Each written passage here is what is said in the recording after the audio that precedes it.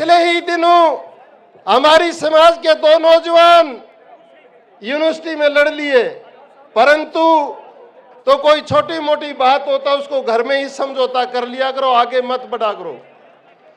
बहुत दुख तब होता है आज सत्तासीन और वो तो अब तो भगवान की दया से रेल में थोड़ा जेल में भी ज्यादा ही जाने लगे, उसको रोको, थोड़ा सा जेलों में भी योगदान देने लगे, गैंगवार पीछे हमारी समाज उससे अच्छा मानेगी।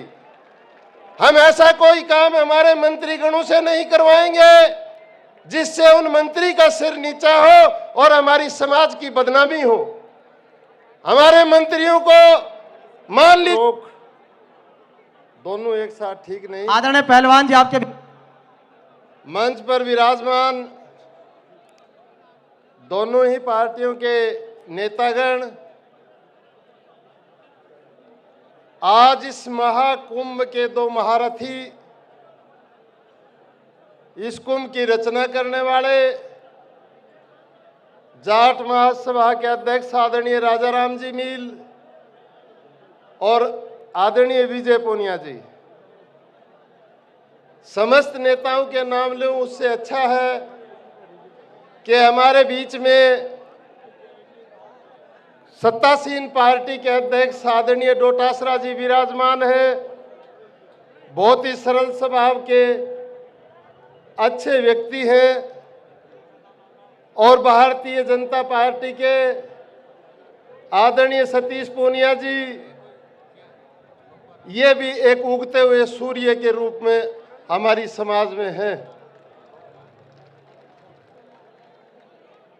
कभी चमका था हिंद मुकुट में, कभी चमका था हिंद मुकुट में, ये चांद और सितारों से पूछो, क्या दबदबा था जाटों का धरती पर, ये वीर जवाहर और सूरजमल की तलवारों से पूछो।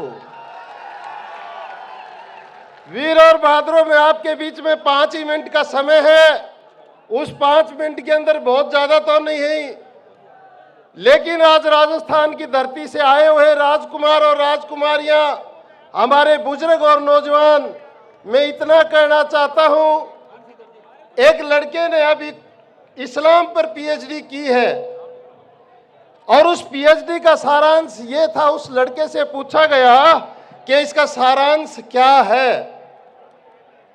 आप ध्यानपूर्वक सुनना, जनता बहुत ज्यादा है, इसमें 5 लाख आदमी बैठने की कैपेसिटी थी, अभी तुम आधे भी नहीं आए हो, आधे से ज्यादा तो बाहर हैं। ये सन 99 वाले कुंभ को फैल कर चुका और उससे बहुत आगे तो अभी निकल चुका। तो उस कुरान की पीएचडी वाले से पूछा गया कि इसका आखिरी सारांश क्या है, तो उसने कहा कि मुसलमानों के दिल से जिस दिन मोहम्मद साहब की इज्जत समाप्त हो जाएगी उस दिन इस्लाम खत्म हो जाएगा।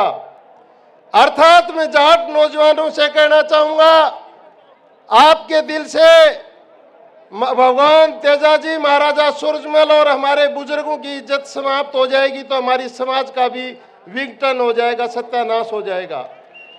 हमारे लिए हमारे बुजुर्ग आदरणीय होने चाहिए, भगवान के रूप में उनकी पूजा होनी चाहिए। मैं इस मंच से जो आज नहीं है उन 35 कौमों का भी सम्मान करता हूं। जाट समाज के अलावा उन कौमों को कोई तकलीफ हो तो वह आज के दिन हमें क्षमा करेंगे। जाटों ने इस राष्ट्र को आजाद करवाने के लिए और आजाद करवाने के बाद में सारे राष्ट्र को संभाला है, वो चाहे बॉर्डर के रूप में हो, वो चाहे खेल के रूप में हो, और वो तो अब तो भगवान की दया से रेल में थोड़ा जेल में भी ज्यादा ही जाने लगे, उसको रोको, थोड़ा सा जेलों में भी योगदान देने लगे, गैंगवार। पिछले ही दिनों हमारी समाज के दो नौजवान यूनिवर्सिटी में लड़ लिए, परंतु बुजुर्गों ने उनको रात रात भर समझा के आदरणीय विजय पूनिया जी ने उन्होंने इतने बड़े विनाश के कारण को रोकते हुए समझौता करवाया। तो कोई छोटी मोटी बात होता उसको घर में ही समझौता कर लिया करो, आगे मत बढ़ा करो। बहुत दुख तब होता है आज सत्तासीन हमारी पार्टी के भी भाई अध्यक्ष यहां विराजमान हैं, और दूसरी पार्टी के भी विराजमान हैं, तब हमारे एक मंत्री का बयान आता है कि सरकार में मेरी चलती नहीं है। तो फिर सरकार काहे को चलती है? फिर सरकार को फेल करो भाई। जब हमारे मंत्री की नहीं चलेगी तो वो सरकार क्या होगी? फिर क्या हमारे मंत्री वहां भांग और भूंगड़ा बेचने जाते हैं क्या? तो हमारी पगड़ी नीची होती है, उस पगड़ी का सिर नीचा होता है, उस समाज का सिर नीचा होता है। मैं प्रार्थना करता हूं कि आज मंच के ऊपर विराजमान राजनेता कांग्रेस बीजेपी के नहीं होके इस समाज के बेटा बेटी हैं, इस समाज के हैं। उन्हें परवाह करने की जरूरत नहीं। अगर उन पर सत्ता के अंदर संकट आता है तो उनको ध्यान रहे उसके पीछे 10-20 लाख नौजवान बैठे हैं, उसकी समाज उसके पीछे बैठी है। और हम तो हमारे मंत्रियों से प्रार्थना करेंगे कि वो हमारी समाज से ज्यादा दूसरी समाज के बहन भाइयों का काम करे, ताकि हमारी समाज का सिर ऊंचा होगा, हमारी समाज उससे अच्छा मानेगी। हम ऐसा कोई काम हमारे मंत्रीगणों से नहीं करवाएंगे जिससे उन मंत्री का सिर नीचा हो और हमारी समाज की बदनामी हो। हमारे मंत्रियों को, मान लीजिए पीडब्ल्यूडी का मंत्री रोड बनाता है तो क्या उस पर अकेला जाट ही चलेगा? क्या सारी कौम के भाई चलेंगे? जलदाय मंत्री अगर जल देगा तो सारी कौम के भाई पानी पिएंगे। अगर बिजली मंत्री बिजली देगा तो सारे कौम के बहन भाइयों के यहाँ बल्ब जलेगा। मैं बोल कम पा रहा हूं, मेरे पीछे सुरेश जी खड़ा है, उंगली लगाने वाला है। मैं ये कह रहा हूं कि इतना ध्यान में रखो, अगर मंत्रालय आपके पास है तो हमारा काम कम, दूसरों का ज्यादा करो, दूसरी समाज का ज्यादा करो, हमें खुशी होगी। लेकिन वो मंत्री जब ये कहता है मेरी नहीं चलती है तो सरकार भी नहीं चलने देंगे, वो भी बंद हो जाएगी। ये ध्यान में रहना चाहिए उसको। ये जाट 40 एमएलए जाने का मतलब हम 25% हैं और 25% जाट राजस्थान में है। तो आज का महाकुंभ किसी कारण हुआ है। सन 99 के अंदर जब हमारे बहन भाई इस जगह एकत्रित हुए थे, उसके कुछ महायोद्धा जीवित है, कुछ नहीं है। आदरणीय राजाराम जी मील, आदरणीय विजय पूनिया जी, डॉक्टर हरि सिंह जी, आदरणीय डॉक्टर ज्ञान प्रकाश पिलानिया जी, इन बुजुर्गों ने तब तो ये जवान होते थे, एक व्यूह रचना रची कि हमारी समाज को आरक्षण मिलना चाहिए। और उस आरक्षण का सपना होता था कि जाटों को और आरक्षण मिलेगा।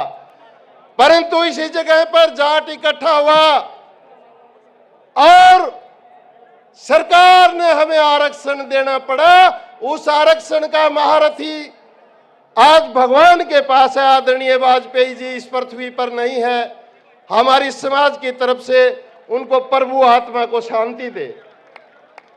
उसके बाद इस आरक्षण की हालत वो कर दी कि इस आरक्षण रूपी पेड़ को गाय, भैंस, गधा, घोड़ा ये बचा के सारी जाति इसमें घुसेड़ दी कि पशु तो बचा लिए, वो नहीं आ सकते थे। और इस जाटों का आरक्षण को खत्म कर दिया।